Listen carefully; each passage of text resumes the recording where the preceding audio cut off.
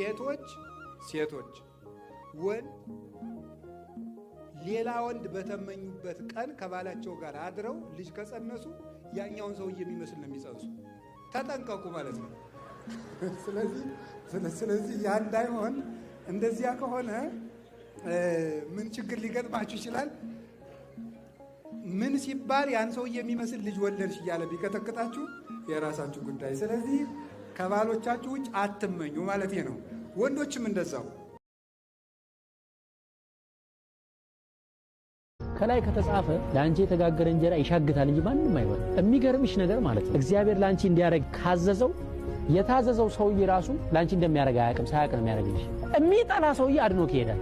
ከታዘዘው ሳይወድ በግዱ አሳክቶ ይሄዳል። የሚገርም ነገር ችግርሽን መድኃኒዓለም ሲፈታው ችግርሽን እንዲፈታ የተላከው ሰውዬው ላያውቅ ይችላል ችግር ሊፈታ እንደተላከ።